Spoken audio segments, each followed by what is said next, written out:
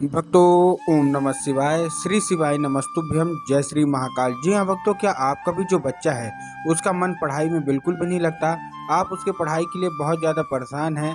आपको समझ में नहीं आता कि आपका जो बच्चा है वो पढ़ता क्यों नहीं है। तो आज का वीडियो मात्र और मात्र आपके लिए है। अगर आपका बच्चा बिल्कुल भी नहीं पढ़ता, बिल्कुल भी उसका जो मन है वो पढ़ाई में नहीं लगता, आप बहुत ज़्यादा परेशान है उसको पढ़ाई के लिए कि आखिरकार हमारा जो बेटा है ये पढ़ता क्यों नहीं है, ये पढ़ने लगे, तो आज का पूरा उपाय आप ध्यान से सुनिएगा। देखिए, पूज्य गुरुदेव की ही कथा सुन के और बहुत अच्छे से समझ के आपके लिए उपाय लेके आया हूँ। तो उपाय आपको ध्यान से सुनना है, अच्छे से करना है। अगर आपने आज का ये उपाय ध्यान से सुन लिया, अच्छे से कर लिया, तो 100% है कि आपकी जो कोई मनोकामना है, सारी की सारी मनोकामना बाबा भोलेनाथ अवश्य रूप से पूरी करेंगे ही करेंगे। पूज्य गुरुदेव की जो कथा होती है, जैसे कि आपको पता है कि एक चीज़ आपको पता होगी, पूज्य गुरुदेव की जो कथा होती है उसमें लाखों की भीड़ आती है, आप सबको पता है। तो अभी पिछले कुछ महीनों के पहले गुरुदेव की कथा हो रही थी जिसमें लाखों की भीड़ आई। और लाखों की जब भीड़ आई तो आपको ये भी पता होगा कि गुरुदेव की जो कथा होती है उसमें लोग पत्र के द्वारा अपनी मनोकामना गुरुदेव तक पहुँचाते हैं। तो जब गुरुदेव के पास पत्र पढ़े और गुरुदेव ने पत्र पढ़े, लाखों में पत्र आए थे, गुरुदेव ने कुछ पत्र पढ़े, तो उसमें बहुत सारे लोगों का यही मनोकामना था कि गुरुदेव, हमारा जो बच्चा है इसका जो मन है ये पढ़ाई में नहीं लगता, कृपया करके कोई ऐसा उपाय बता दें ताकि इस बच्चे का जो मन है वो पढ़ाई में लगने लगे। तब गुरुदेव ने 2 से 3 उपाय बताए और कहा, केवल और केवल ये उपाय कर लेना, तुम्हारा जो भी बच्चा है जिसका मन पढ़ाई में बिल्कुल भी नहीं लगता, वो बिल्कुल पढ़ने लगेगा और होशियार होगा। जब गुरुदेव ने उपाय बताया तो लोगों ने जाके घर में इसको किया और उपाय करने से ठीक 1 से 1.5 महीने के बाद गुरुदेव की कथा में वापस और गुरुदेव को फिर से पत्र लिखा। लेकिन इस बार का जो पत्र था, ये आप जान के हैरान हो जाओगे कि ये वाला जो पत्र था ये गुरुदेव को धन्यवाद के रूप में पत्र था कि गुरुदेव धन्य हो आपका, आपके द्वारा बताया गया उपाय हमने कर लिया है और हमारा जो बच्चा है वो पढ़ने लगा है। उसको हमको बोलना ही नहीं पड़ता कि तुम पढ़ो, वो अपने आप पढ़ने बैठ जाता है।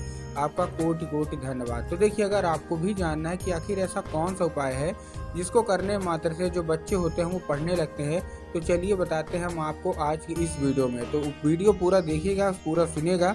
अगर आपने पूरा सुन लिया तो आपको 100% है कि सारी की सारी चीज़ें अवश्य रूप से समझ में आ ही आ जाएंगी। आप अपने बच्चे के लिए बहुत ज़्यादा पैसा खर्च कर रहे हैं, बहुत ज़्यादा उसको पढ़ाई दे रहे हैं, लेकिन आपका जो बच्चा है इसका मन पढ़ाई में नहीं लगता, आप बहुत ज़्यादा परेशान हैं उसको करियर को लेके। तो चलिए हम बताते हैं आपको उपाय। लेकिन उससे पहले चैनल पे अगर पहली बार आए हैं और आवाज़ मेरी पहली बार सुन रहे हैं तो वीडियो को कर दें लाइक और चैनल को भी कर लें सब्सक्राइब, ताकि पूजनीय पंडित प्रदीप जी मिश्रा के रोज नए नए उपाय जो कि मैं उनकी कथा से सुनता हूँ, श्रवण करता हूँ, सबसे पहले मैं आपको प्राप्त करा सकूँ। तो देखिए, अलग अलग उपाय मैं आज आपको बताने वाला हूँ आज की इस वीडियो में। ठीक 2 से 3 उपाय बताऊँगा। जो हमारा पहला उपाय है वो काहे का उपाय है? वो उपाय जितनी भी माताएं हैं उनका है। और उसके बाद जो मैं आपको 2 उपाय बताऊंगा वो आपको अपने बच्चे से स्वयं कराना है। ठीक, तो देखिए, जो हमारा पहला उपाय है, ये जो मतलब माता पिता को करना है, इसमें करना क्या है? देखिए, सबसे सिंपल आपको बता रहा हूँ। आपको इस उपाय में करना क्या है, आपको लेना है 3 लाल फूल। कितने लाल फूल लेना है? 3। ठीक, 3 लाल फूल ले लिए। 3 लाल फूल लेने के बाद आपको क्या करना है, जैसे आप 3 लाल फूल ले लेंगे, 3 लाल फूल लेने के बाद आपको अपने घर में ही ये उपाय करना है। सबसे अच्छी बात इस उपाय की है, कहाँ करना है? अपने घर में। अब अपने घर में जैसे ही आपको क्या है, शाम के वक्त जब आप लोग पूजा पाठ करते हैं ना, तभी करना है। अब करना कैसे? देखिए, आपके घर में माता सरस्वती की फोटो होना अति आवश्यक है, क्योंकि ये जो उपाय है ये माता सरस्वती का ही उपाय है। आपको करना क्या है, माता सरस्वती की फोटो को मतलब शाम के वक्त, देखिए अगर आपके घर में फोटो है तब तो अच्छी बात है, लेकिन अगर फोटो नहीं है तब आपको क्या करना है, बाजार से खरीद के ले आना है, घर में उसको रखना है और माता का स्मरण करना है, स्थापना करनी है। ठीक, आपने ले आया, ले आने के बाद आपको क्या करना है, आपको वो शाम के वक्त जब आप लोग पूजा पाठ करते हैं तो आपको शाम के वक्त आपको अर्पित करना है 1 लाल फूल। किसका मतलब, अगर 3 है तो आप 3 कर दीजिए।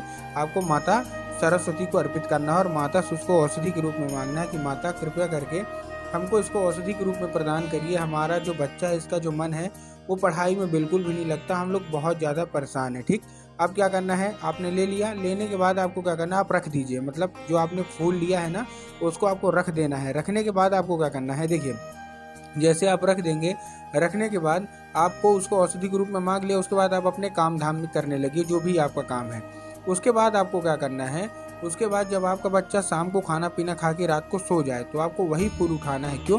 कब वो साधारण फूल तो है नहीं, अब वो औषधि का फूल है।